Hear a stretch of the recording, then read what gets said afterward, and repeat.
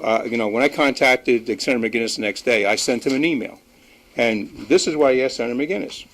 Senator McGinnis is a friend of mine. I asked him, I said, I hope this finds you and your family well. Question, several of my constituents have approached me and stated that a town board member, town board manager, is only one town board manager, and Rick Campbell have met or will be meeting with you in the future to get legislative support to incorporate Plum Valley.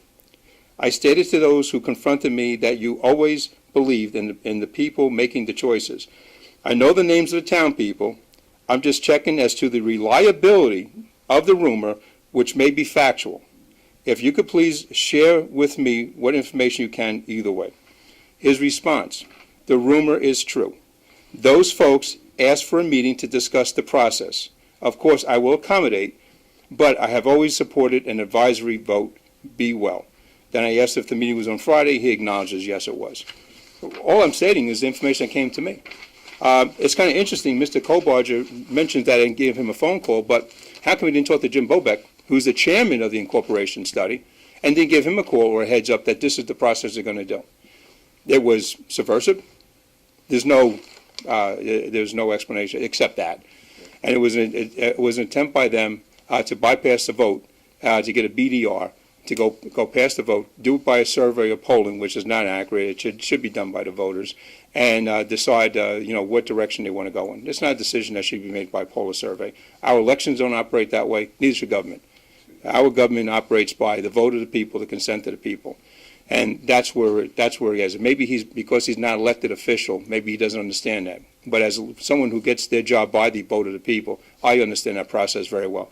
And I know there's probably members of the town board that understand that process and back that process. So it's just interesting that Mr. Kobarger decides to make it a personal attack. All I'm saying is that this is business that should have been open to the public. He had every opportunity. So did Vicky Parker. And so did the town attorney. Decided not to do that. It gives a rise in suspicion to what people believe that the government here, their town board, isn't open to do that. I don't believe that Nicole Shoup, information I got, Nicole Shoup wasn't notified, and I understand that Frank Maurizio and Mike Darby were not as well. I also understand that my understanding is that they did make an approach to Ed Goodhart, our assemblyman, and he was turned down. But that's something you as the reporters can verify with Mr. Goodhart, another individual that I know that believes in the will of the people, not necessarily the agenda of couple, but the people should have a choice in those. And I don't understand. I said, if Mr. Kobarger doesn't know who the white-hair guy is, I'm the sheriff of Nye County. I'm the elected official, constitutional elected representative of the people, and all I was doing was bringing something to his attention, which gave them every opportunity during that town board meeting to respond to. And it's discouraging that this is what it is. It's now he's turned his attacks personal. Looking at his interview on your channel, they were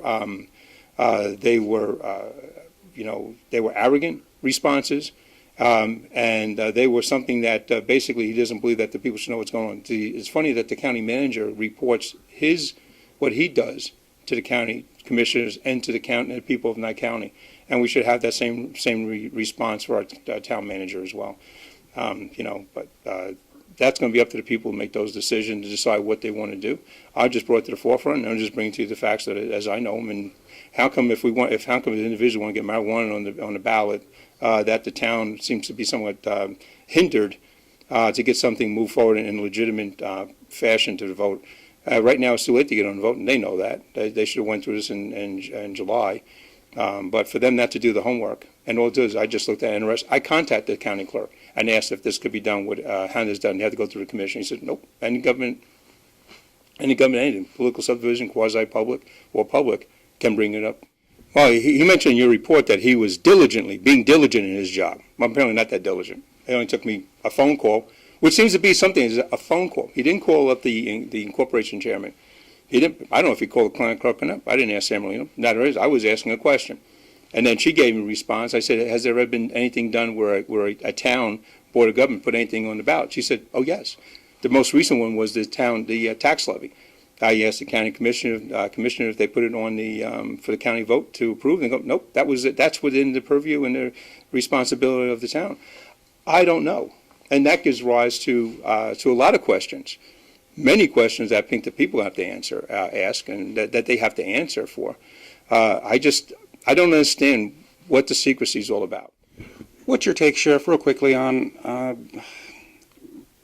the name calling on part of Town Manager Bill Kobarger?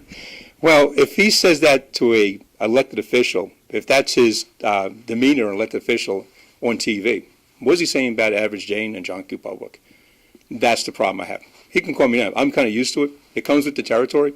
I would expect the better of someone that's giving that type of level of position within the town government.